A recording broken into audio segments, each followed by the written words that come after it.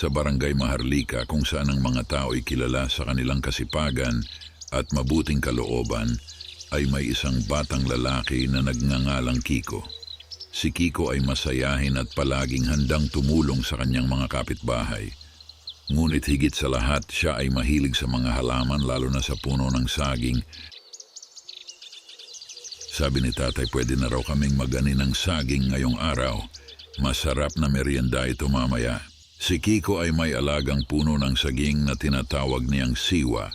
Siya ay palaging nag-aalaga dito, binabantayan at tinatabunan ng mga tuyong dahon para mapanatili itong malusog.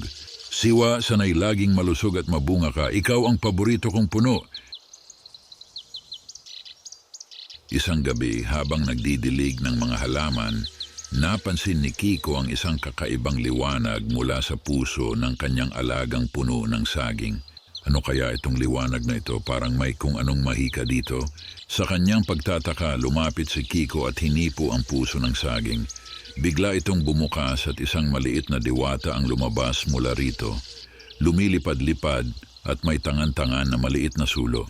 Salamat sa iyong pag-aalaga sa puno ng saging, Kiko. Ako si Diwata Liwanag, tagapangalaga ng mga saging sa buong kagubatan. Diwata Liwanag, di ko po alam na may diwata pala sa puno ng saging. Paano ko kayo matutulungan? Ang puso ng saging ay may mahalagang papel sa ating kagubatan. Kapag ito ay napabayaan, mawawala ang buhay sa mga puno ng saging at ang mga hayop na umaasa dito ay magugutom. Kailangan kitang tulungan upang iligtas ang iba pang puno ng saging sa kagubatan. Gagawin ko po ang lahat ng makakaya ko, Diwata Liwanag. Sabihin niyo lang po kung ano ang dapat kong gawin. Sa gabay ni Diwata Liwanag, sinimulan ni Kiko ang kanyang paglalakbay papunta sa gitna ng kagubatan, kung saan naroon ang isang malaking puno ng saging na siyang ugat ng lahat ng saging sa buong lugar. Kiko, kailangan nating maabot ang puno ng saging bago sumapit ang hating gabi. Kapag hindi natin ito napatubig ng mahika, mawawala ang kanyang buhay at kasama nito ang lahat ng mga puno ng saging sa buong barangay. Bilisan natin, Diwata Liwanag, hindi natin pwedeng hayaang mangyari ito. Habang sila'y naglalakbay, maraming pagsubok ang hinarap ni Kiko. Nagdaan sila sa isang malalim na ilog, umakyat sa mataas na bangin, at nakipagtunggali sa mga naglalakihang halaman na sinusubukang harangin sila. Hindi tayo susuko, Diwata. Kailangang makarating tayo sa puno. Pagdating nila sa clearing, nakita ni Kiko ang malaking puno ng saging. Ang mga dahon nito'y natutuyo na at ang puso ng saging ay tila nawawalan ng kislap.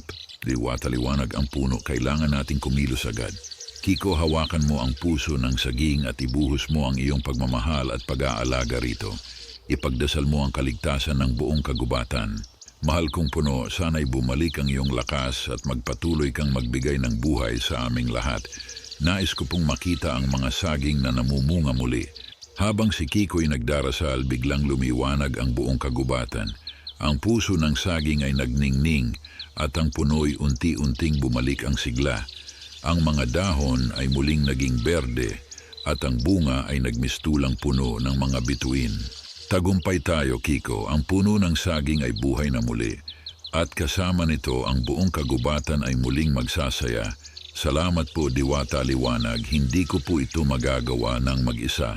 Matapos ang mahikang gabing iyon, bumalik si Kiko sa kanilang barangay, dala ang magandang balita.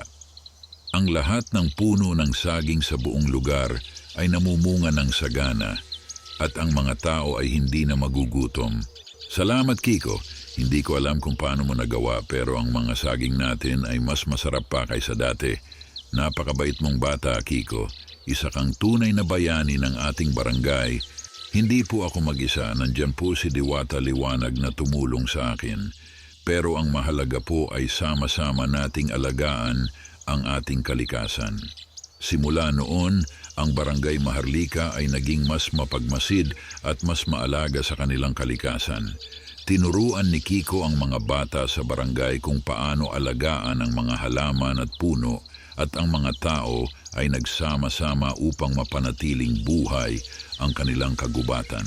At sa bawat bagong puno ng saging na tinanim, Ang puso ng saging ay patuloy na nagbibigay buhay at pag-asa sa lahat.